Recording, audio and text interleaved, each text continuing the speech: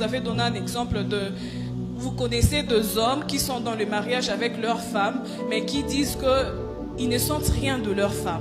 C'est-à-dire, sur le plan sexuel, ils ne sont pas satisfaits. Je me demande, j'arrive dans le mariage, je me retrouve avec un homme comme ça. Je dois seulement prier le Seigneur sur le plan sexuel ou je ne sais pas, je dois trouver des conseillers.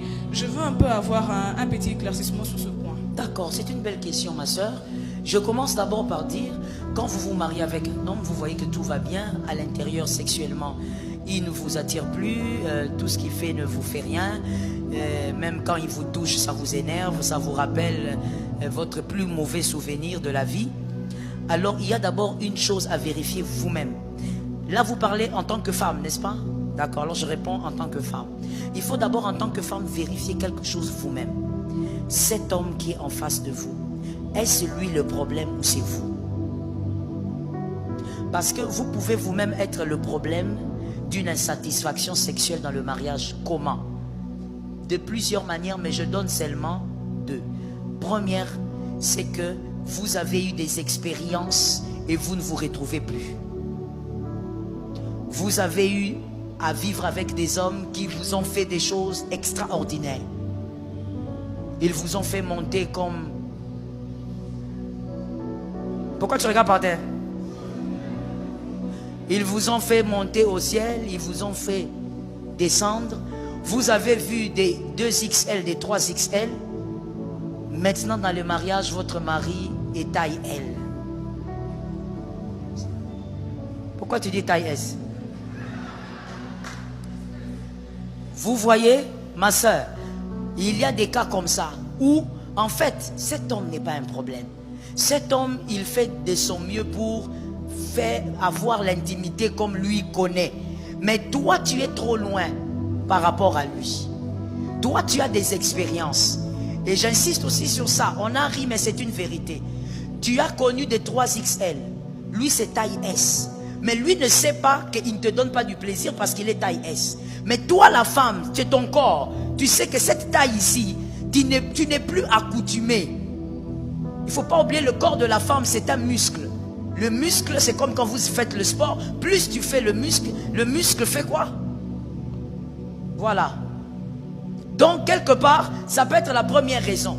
Et souvent, j'ai eu des femmes qui sont venues vite me voir. Maman, tu vois, maintenant, vous aimez dire aux gens qu'il ne faut pas avoir de la sexualité avant le mariage. Mais maintenant, moi, je suis insatisfaite. Mon mari ne me satisfait pas. Mais pour certaines femmes, pas toutes, pour certaines femmes, quand on a commencé à analyser, le problème, c'était elle. Elle avait déjà vécu une expérience que son mari n'avait pas. Maintenant, là, la solution, c'est quoi? Tu dois parler avec ton mari. Tu ne vas pas dire à ton mari, toi, tu es S. Tu ne peux pas dire ça quand même à ton mari. Tu peux pas dire ça quand même à ton mari. Tu vas frustrer cet homme. Il n'y a rien qui frustre les hommes comme parler de ça. Il n'y a rien qui... Comme ils sont là. Ils font semblant.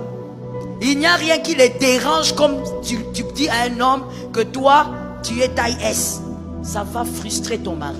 Il va peut-être faire semblant, mais il n'oubliera pas. Ça va endommager votre couple. Comment tu dois parler? Tu dois seulement dire maintenant à ton mari, comme c'est une affaire d'expérience, on peut pallier ça. Même si le corps de l'homme ne suit pas, on peut pallier ça. Tu vas maintenant dire à ton mari, écoute chérie, moi j'aime que tu me touches comme ça. Moi j'aime quand tu fais ça. Moi j'aime, il faut parler. Et je veux aussi vous le dire. Voilà pourquoi je dis que la question de la sœur était une bonne question. Je veux vous dire une vérité sur 100%. Et là je vous parle en tant que pasteur qui reçoit des couples d'ici et d'ailleurs. Sur 100 couples, il n'y a pas 10% qui causent sexualité. Si c'est beaucoup, c'est 3%. Qui cause comme ça sexualité, mari et femme. Il dit, bon, chérie, comment c'était la fois passée? Non, c'était pas bien. Ah, tu n'avais pas réussi. Ah, j'ai pas réussi. Comment? Explique-moi. La plupart des couples là que vous admirez, des fois là, même que vous acclamez, quand vous allez dedans, ils parlent de tout. Ça.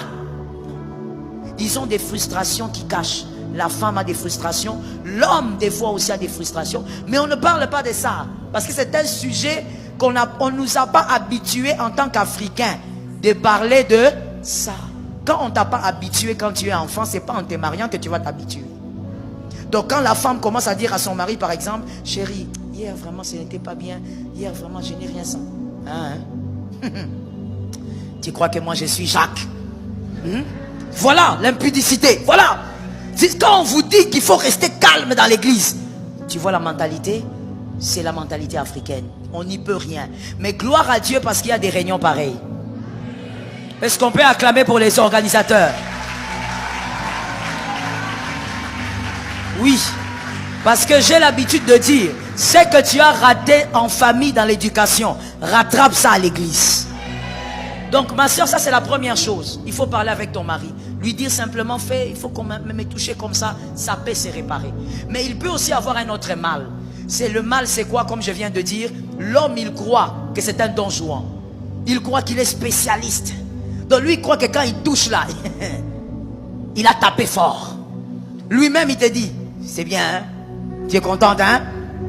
Alors qu'il est en train de faire des choses, donc la bouillie. Façon. Et tout ça, c'est toujours la communication.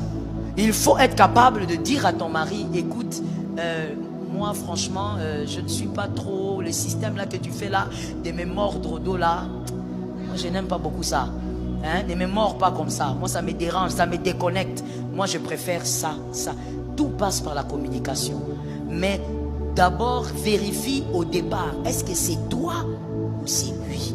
Parce que ça peut être toi. Et il faut causer. Tout dépend aussi du type d'homme que tu vas épouser. Parce que comme tu les vois ici, les hommes que tu vois là, au milieu d'eux, il y a des hommes qui seront capables d'en parler à froid. Il y a aussi des hommes qui ne vont pas supporter d'en parler. Parce qu'ils auront l'impression que tu touches à leur ego. Alors ils ne pourront pas. Mais je donne un conseil à un jeune homme. C'est un mal que de ne pas parler de ta sexualité avec ta femme. Je dis avec ta femme. Je ne dis pas avec la copine qui t'attend là dehors.